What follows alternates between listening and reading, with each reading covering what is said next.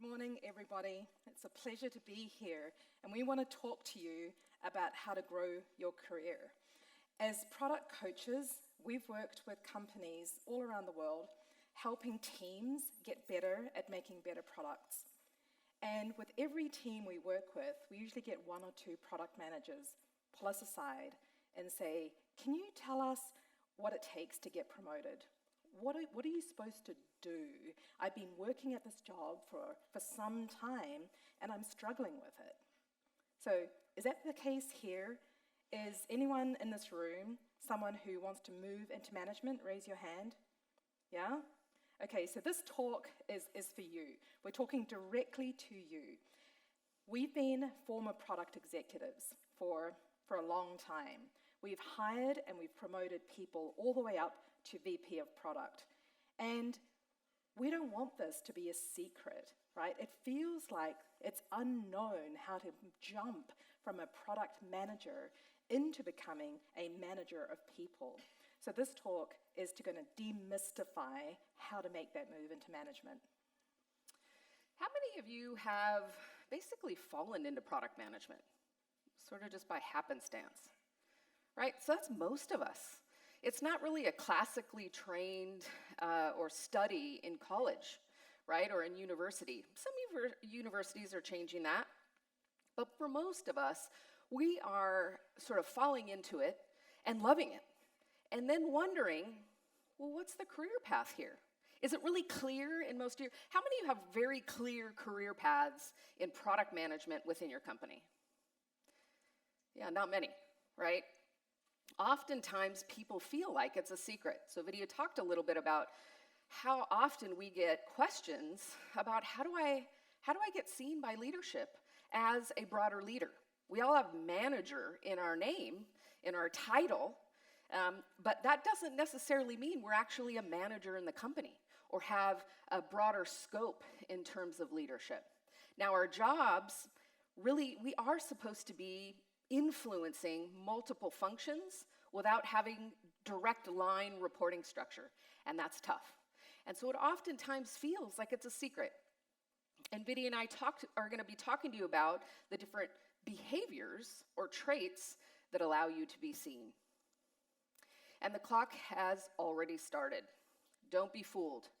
The second Vidya and I jump into a company and we hire product managers, we're constantly looking at succession planning. Whether or not you know a role is coming up, whether or not there's going to be a management position opening up, as leaders, we're constantly looking at who's the product manager that I'm going to take the next big project. Who's the product manager that I'm going to have promoted to director so that they can take on multiple projects? We're constantly thinking about that. So as you think about and hear the next 6 traits that we're going to talk about, be thinking that you can actually work on this immediately, tomorrow, going back to your job. So 6 traits or behaviors or characteristics. Now, the good news is that you all, as product managers, are already doing these things. The problem is that you're doing this with your product. What we want to do is to show you how to take what you intimately know and work on every single day and turn the table.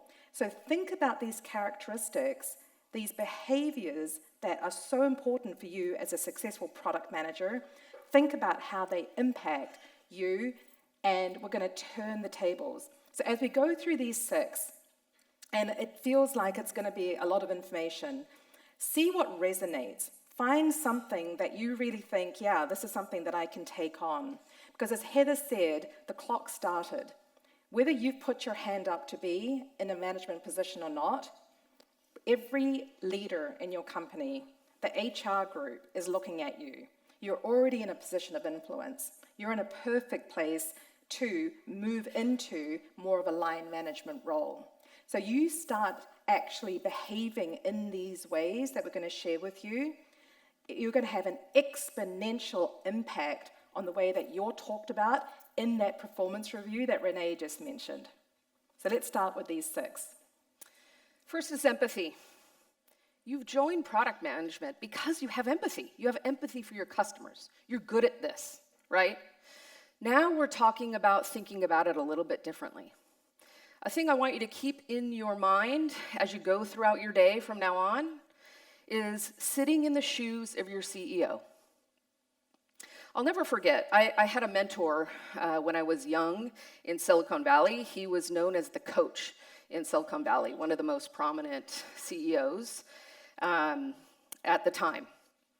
And he, one of our coaching sessions, his advice to me was, Heather, always sit in my shoes. In any discussion that you're in, any project that you're on, sit in my shoes and you'll find that your career will take off. And that stuck with me for the rest of my days and the rest of my career, and he was right. In every project that I've been in every discussion that I've been in with cross-functional counterparts or other leaders, I will sit in my leader's shoes to understand the perspective that they have, the challenges they have, the goals that they have, and make sure that how I'm thinking about the project is how he or she would be thinking about it. And therefore, you can carry on the right dialogue. You can be recognized as someone that is understanding the leadership perspective. So I challenge you tomorrow, in your project, in your next discussion with your cross-functional team, how might you think differently? How might you communicate differently if you were sitting in the CEO's shoes? Okay, so number 2, strategy. A lot of the time, this is something that you do once a year, right? We all come together, strategic session. Maybe you're not involved. Maybe it's a senior leadership retreat, and they come back, and it's, ta-da, here's a strategy for 2020. So here's a little trick, and it's something that every one of you can do starting tomorrow. Take that page, that one page of strategy, and put it into every presentation that you make. Start with it. You open every sprint plan, every customer research review, every meeting that you take, perhaps you're presenting to account or sales or roadmaps. Start with that page that has company strategy. What we want you to do is to constantly make the tie to that company strategy to what it is that you're communicating. What happens then? And it's magic. What happens is by simply putting that strategy slide in the beginning, you're tying implicitly and explicitly the work that you're doing to what the company cares most about. By having that one page in every communication deck, people will start seeing you as strategic. I'm telling you, it's magic. People will actually start talking about how strategic you are because you are putting the company strategy first. You're starting your communication. It doesn't have to be a long pitch. You're not your CEO. You don't have to spend 25 minutes, 30 minutes. It's a minute. You bring it up. You talk about the strategy. We all remember this is what we're solving for. What I'm talking about is this piece of the strategy. Move on. That 15, 20 seconds will change your life. So let's go further into communication. I had a fantastic product manager, highly empathetic to the customer, knew how to translate customer insight into great customer experiences. He was fantastic. But the second he got in front of a leadership team or a CTO or the CEO, he was very deep in the weeds. His decks were very deep into the details, and there was no connection to what that leader or that audience was thinking, the goals that they were trying to achieve, and how the content impacted them. And so I challenge you, it's tough. We don't want to have 10 presentations for the same information, right? But what I challenge you is another bookend. So Vidya talked about sort of the front end of a communication deck. I challenge you to think about the back bookend, which is, why does this matter to me? What risks does it hold? What operational impact does what you're telling me have on my product or my business or my operation? Help translate customer learning into the implications of who you're talking to. So you may not need to have multiple decks or multiple presentations or multiple translations of the information, but taking 5 minutes prior to a session with a new audience, think about the implications to that function, to that audience. Put it in a mere slide at the end. But the goal is to be thinking about how to communicate to the audience you're talking to, translating what you've learned, translating the challenges that you're seeing in the product, and how it impacts the person or people you're talking to. Really be thinking about different levels of communication. Stop thinking in the weeds when you're talking to the leadership team. They're going to glaze over and see you as a product manager that is a product manager that will always be a product manager, as opposed to one of the leadership team that can think like I do and understand the implications of what they're doing on the company. So raise it up a level. So think about communication at different levels as well as different audiences. Okay, we're halfway through.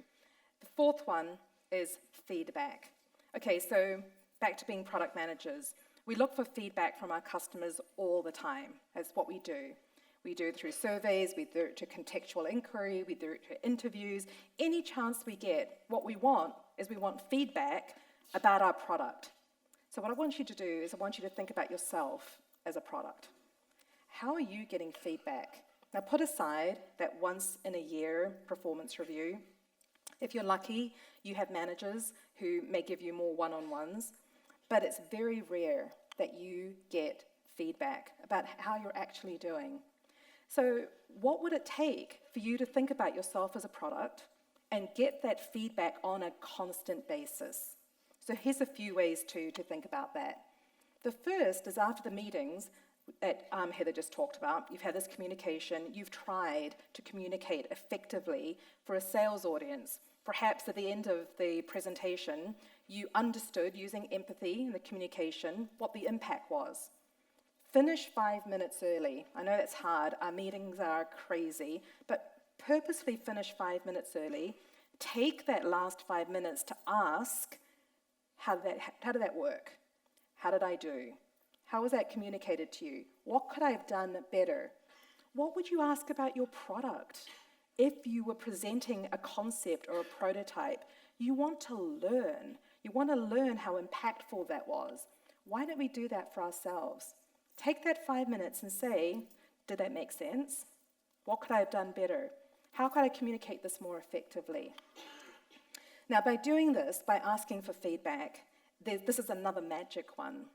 As managers, our jobs are to help our teams. Our number one job is to make our team successful. So what does that mean? It entails constantly giving feedback. Now, if you start asking for feedback for yourself, thinking about yourself as a product, again, what leaders recognize is that you have this two-way communication. You're constantly looking to improve. You are coachable. That isn't a term just for startups. It's for everyone who's a leader. Are they coachable? Do they know how to coach? Do they know how to give and receive feedback? So we want you to think about, I gave you one tip, which is 5 minutes at the end of a meeting. Another one is just go grab a cup of coffee with someone. You heard the last speaker say, go find a foosball table or a table tennis. You can do that for yourself as well. Form that relationship and ask, how am I doing? I once worked with a marketing leader, and he apparently got some pretty tough feedback at a performance review. And I remember this to this day. I so admire him for reaching out to 5 or 6 other peers and sitting down face to face and just asking the question, could you tell me how I could improve? It is so humble, it's vulnerable, it's tough to do, I recognize that. But if you can do that one at a time with the people that you think matter, are influential and will give you great feedback, again, you will know exactly how to change your performance to improve it, to improve your NPS and to be seen as that leader you want. Prioritize. So to us, that, as product managers, that means something like prioritizing backlog. prioritizing projects in a roadmap. But what we're here to say is think about it at another angle. Prioritize company over project. That's hard to do, right? Think about what Gib talked about earlier on that trial reminder.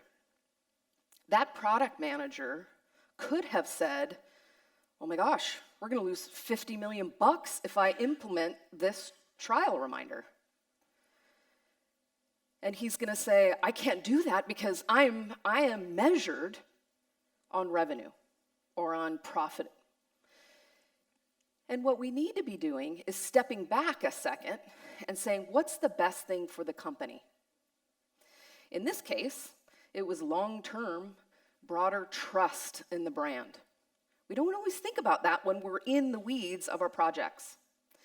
And so I challenge you on Monday, as you're sitting in a room talking about a project, whether it be a prioritization discussion, whether it be an approach to a design on a particular feature or a product, whether it be to do a product at all. Think about how you might change your thinking if you were solving for the broader company as opposed to the project metrics. And the more that you're able to do that, you may still decide to decide with the project for whatever reason, but being able to look at it from both perspectives, you're going to understand the implications that maybe the leader that you're going to be talking to about your decision is going to be seeing it as. And you being able to talk about why you chose to solve for one versus the other is hugely impactful and hugely seen as somebody that is solving for the company and not his own or her own project.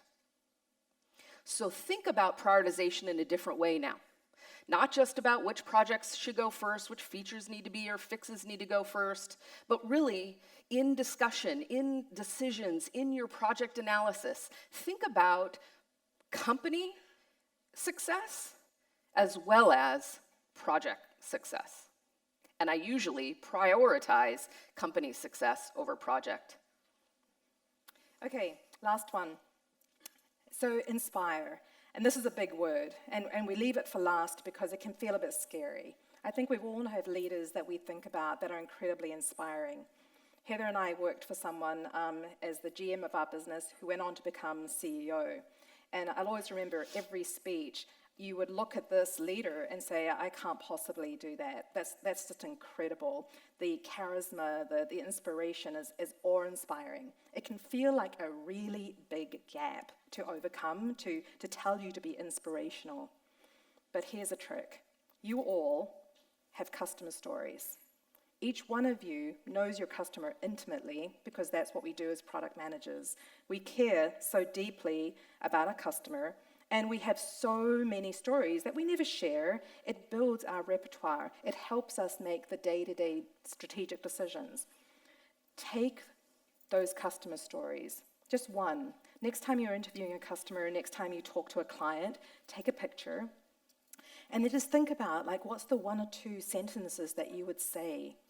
It's pretty amazing, you taking yourself out of having to put all the pressure on you being inspirational.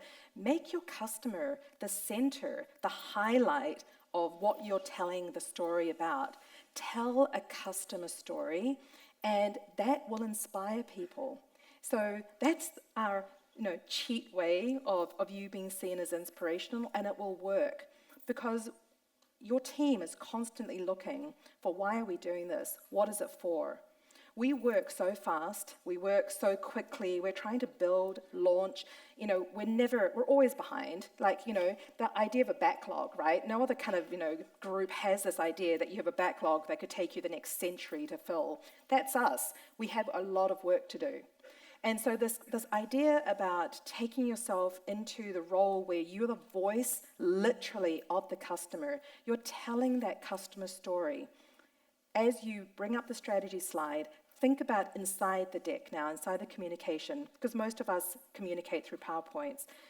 Enter a customer story. Bring a picture up, a couple of sentences. Tell the team why they're doing the work they're doing. And again, it will change the dynamic of how you come across. It will change the nature of how people communicate back to you, and the word will get around. People will talk about how you tell customer stories. So that's the way that you can be inspirational very easily. All right. So let's summarize this. I'm going to do little shortcuts on all of these. So first is empathy. Sit in your CEO's shoes. That's it. Remember that as you're walking through the day. 2, strategy. Create a bookend. On every deck you do, connect the dots between strategy and what you're doing in that particular discussion.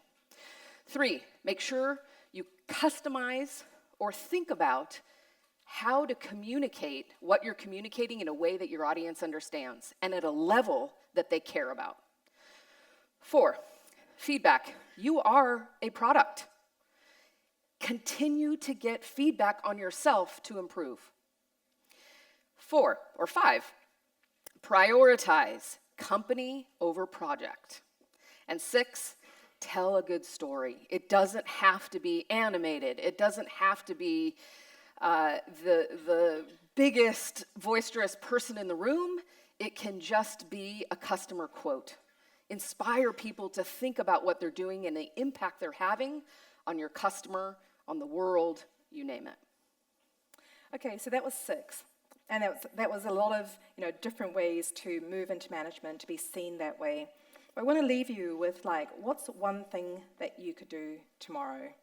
What's one of these that may have an impact? So perhaps you're just going to add that strategy slide. That's an easy thing for all of you to pull it from the company archives and to be able to do that. Perhaps you're going to invite someone for a cup of coffee and just ask them, how are things going? Tell me a little bit more. What do you think I could do to make your job easier?